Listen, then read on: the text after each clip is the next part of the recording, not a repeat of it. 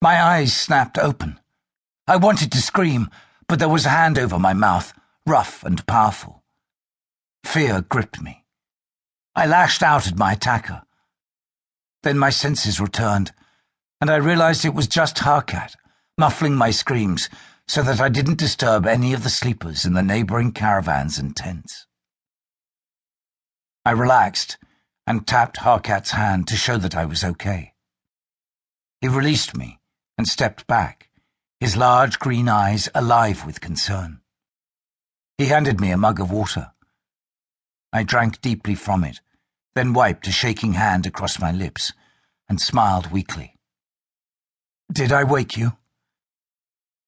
"I wasn't asleep," Harkat said. The grey-skinned little person didn't need much sleep and often went 2 or 3 nights without dozing. He took the mug from me and set it down. "It was a bad one this time. You started screaming 5 or 6 minutes ago and only stopped now.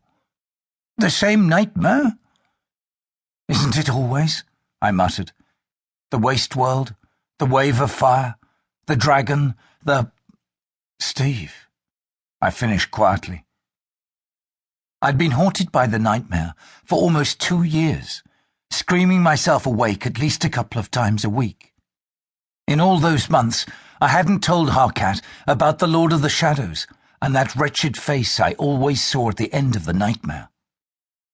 As far as Harkat knew, Steve was the only monster in my dreams. I didn't dare tell him that I was as scared of myself as I was of Steve Leopard. I swung my legs out of my hammock and sat up. I could tell by the darkness that it was only 3 or 4 in the morning, but I knew I wouldn't be able to sleep anymore. The nightmare always left me shaken and wide awake. Rubbing the back of my neck, I found myself studying Harkat out of the corner of my eye. Although he wasn't the source of my nightmares, I could trace their origins back to him. The little person had been built from the remains of a corpse. For most of his new life, he hadn't known who he was.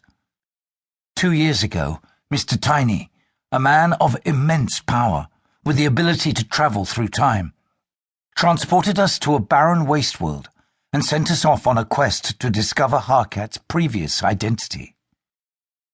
We fought a variety of wild creatures and twisted monstrosities before finally fishing Harkat's original body out of the Lake of Souls, a holding place for damned spirits. Harkat used to be a vampire called Kurda Smalt. He'd betrayed the vampire clan in a bid to prevent war with our blood cousins, the purple-skinned Vampanese. To make up for his sins, he'd agreed to become Harkat Mulds and travel back into the past to be my guardian. I'm Darren Shan, a vampire prince.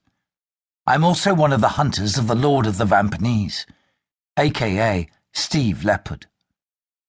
Steve was destined to lead the Vampanese to victory over the vampires. If he won, he'd wipe us out entirely. But a few of us, the hunters, had the ability to stop him before he came fully into his powers.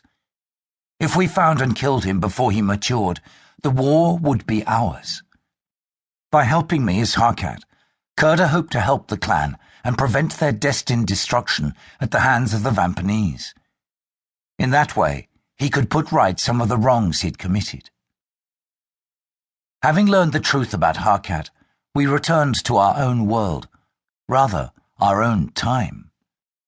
Because what we worked out later was that the waste world wasn't an alternative universe or Earth in the past, as we'd first thought. It was Earth in the future. Mr. Tiny had given us a glimpse of what was to come if the Lord of the Shadows came to power. Harkat thought the ruined world would only come to pass if the Vampanese won the War of the Scars. But I knew about a prediction that I hadn't shared with anybody else. When the hunt for Steve was finally concluded, there would be one of 2 possible futures. In one, Steve became the Lord of the Shadows and destroyed the world. In the other future, the Lord of the Shadows was me.